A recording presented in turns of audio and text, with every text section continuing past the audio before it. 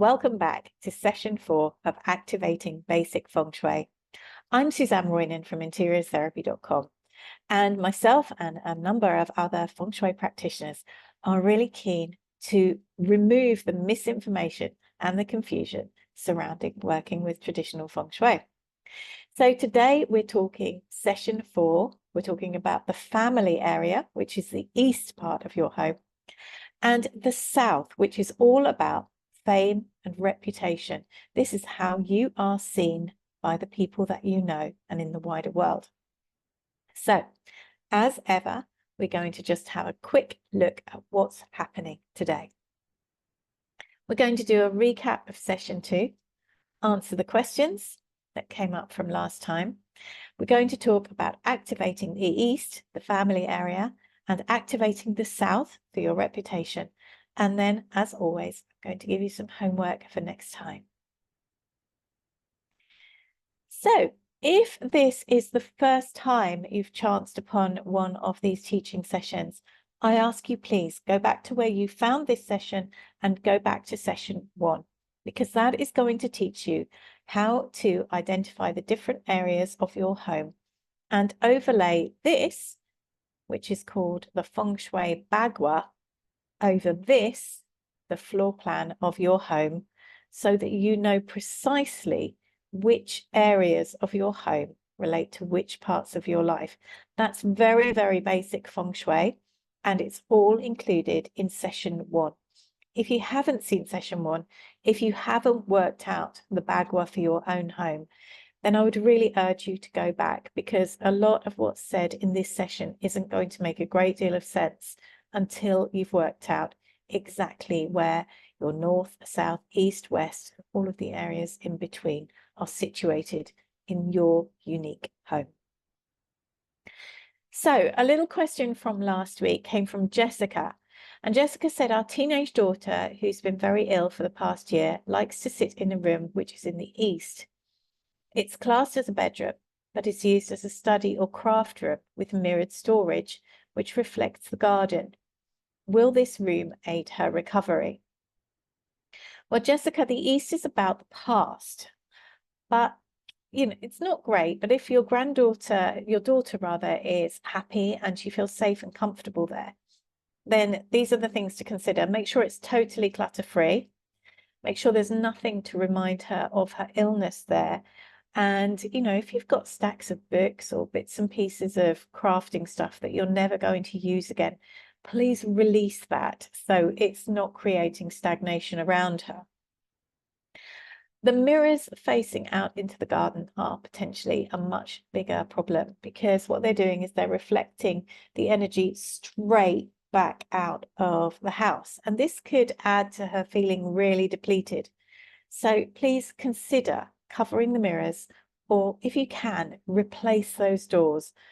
Because, what I have to say is, in any bedroom, especially the master bedroom, but any bedroom, a mirror reflecting the bed is really bad news. It invites in the energy of a third party, and it can scare the living daylights out of you if you wake up in the night and see somebody walking towards you as your reflection. In this situation, I would be concerned that as your daughter has been so ill that her body is being further depleted by the mirrors bouncing any good energy right back out of the room again. So I really would recommend that they're covered, at least while she's in there. If you don't want to cover them the rest of the time, that's your prerogative. But while she's there, please have them covered. So anyhow, big applause and credit to everybody who has been decluttering and taking control of their homes. You're doing a great job. Thank you, thank you, thank you for the lovely comments I've received. Okay, we're just going to touch very, very quickly on the causes of an unhappy gua. Now, the gua is that one section, like your east is a gua, your west is a different gua. The whole compass area is the bagua. So, causes of an unhappy gua: clutter, stagnation. Stagnation is all about places where there's dust, there are cobwebs, things, the energy isn't moving. A room where the door is always kept shut and nobody ever goes in there is going to feel stagnant. dead things like collections of butterflies or stags' heads or anything that's died, really, you know, alone is in a bowl, dead energy. Unsupportive art, whatever the subject, if a piece of art is unsupportive, it is going to reflect badly on the people who live with it. So just think very, very carefully about all the art that you have in your home. Look at it the way a child would and ask yourself what it's saying. What does it say to you when you look at it? How does it make you feel? And if the answer is, I don't feel good when I look at this, then let it go. Books you won't read again. Many homes have loads and loads of books that nobody's ever going to pick up again. They're just gathering dust. Take them to a secondhand bookstore, donate them, whatever. Books deserve to be read. They don't want to just sit on your shelf gathering dust. Damp and areas that need some maintenance. Now, this again is going to impact on your well-being wherever it is in your home. So if there are small maintenance jobs that need doing, if you have damp, deal with it. Don't let it fester and get worse. Acquired furniture and mirrors.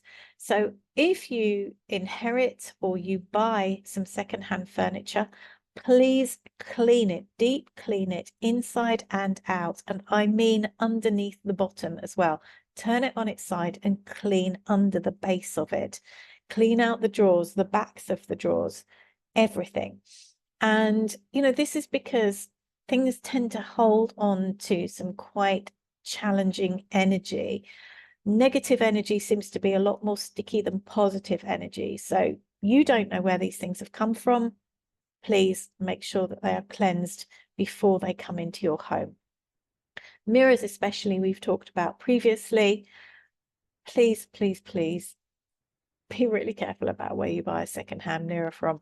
If you don't know where it's come from, what that mirror has seen, it might be best not to have it in your home. Broken items, either get them fixed. I'm a big fan of repair cafes to get things properly fixed. But if you're not going to do that, then let them go. Don't keep them just because of where they came from. If it's broken, then it's broken energy that is reflecting badly back onto you. Sad and difficult memories, if you don't have to keep them, don't. You know, there is no necessity to keep pictures of ex-partners who made you unhappy. But you might also have memories which are quite sad, which relate to somebody that you've lost, maybe somebody you've lost recently. And I'm not asking you to get rid of those, but please just put them into a very special box and put it out of sight, ideally in the east. We're going to come to that. But so that they are not impacting your feelings and your emotions on a daily basis. And finally, rubbish and dirty laundry. We all have it. Just keep it managed, keep it down, empty those bins every day. Don't allow your trash to build up. If it gets flies, you know that that is impacting on one or another part of your life. So let's just not do it. Okay, so I promised we would talk about the East. The East Gua is all about family and community, but it also relates to the past. And this is all about your parents, your grandparents, and previous generations, as well as your current generation. So this is your siblings, your sister, brother-in-law, your cousins, all of that generation. This counts in this East Gua. Your adult children, your community and your neighborhood, any groups that you belong to, any archive stuff that you have, and also if you're interested in your family tree, this is the place to keep it. So let's have a think about that. Let's break it down a little bit more. Happy family photos of any generation. They're great to have in your East. Wedding photos of other people, pictures that you love of people who have passed on, but only display them if you want to, and you really do appreciate those pictures. There is no point in you having pictures of relations that you never knew or you didn't like on your wall. It's just going to bring you down and create confusion in your life. If you have a family crest, this is a great place for it. It's also useful for your family tree and any research you're doing. And if you're holding on to your medical records for any reason, this would definitely be the place to keep them. You can also keep old tax paperwork, receipts and invoices that you have paid out. I'm going to just specify that. Receipts and invoices that you have paid out, not that are being paid to you. Keep them in a blue box or folder and only keep them as long as legally required. Now, the energy of blue is something that mutes and diminishes. So obviously we want to make sure that our tax bills are as low as possible. We want to reduce the amount of money going out of our home. So if we keep those receipts in a blue box, that diminishes their power over the energy of the home. This is also the place for paperwork relating to family members, past and present. And if you have ashes of deceased loved ones or pets, if you're not ready to release them yet, then please keep them in the east. But as we've said previously, as soon as you are ready to let them go, then scatter them somewhere that feels really special to you and perhaps has happy shared memories with them. They will always be a part of your life. You don't need them in a pot on display in your home to remind you of that. And then anything connected with deceased pets also needs to be in the East Gua. I had a client who had a picture of her beautiful dog, but he had died. And she had this in the southwest of her home, which of course is her relationship area. We talked about that last time. And so every time she saw this dog, it made her sad because he wasn't with her anymore. But it was also pushing away the energy of new love. So what she did was she moved him across into the east. And when she felt ready to put his picture away, then she started to feel happier in herself. So, you know, we can never, ever let go of the pain and sadness of losing a loved one. I fully accept that. But we don't need it to be in our face every day. And if you compare the energy of each of these guas of your home, each of these feng shui areas, you really need to think very carefully about where is the appropriate one to put each item that you have on display. And in particular, lost love, lost pets, past love, it definitely needs to be in the east. So there we go. And then we talk about the community. So anything that connects you to the community in any way, shape or form, you know, it might be church, it might be your university alumni group, the parish council, it could be Rotary, Inner Wheel, dance groups, gym groups, brownies, Cubs, Scouts, any of those things. Let's keep those in the East Gua.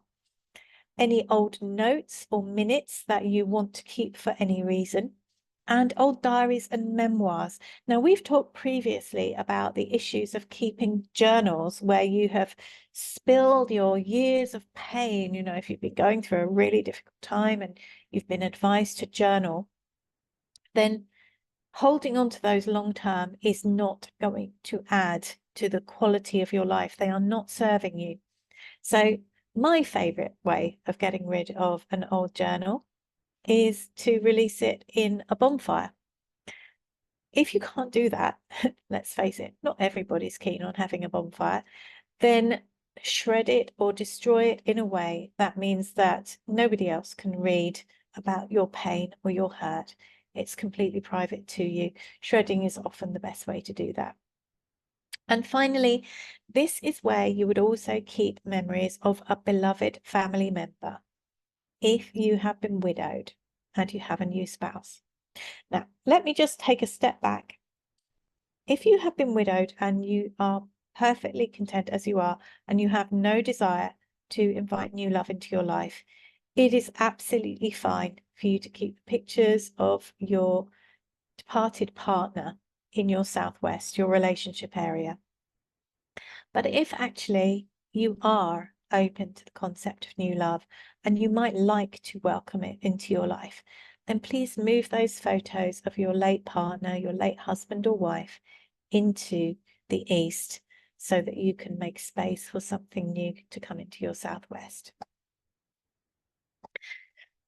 Okay, right.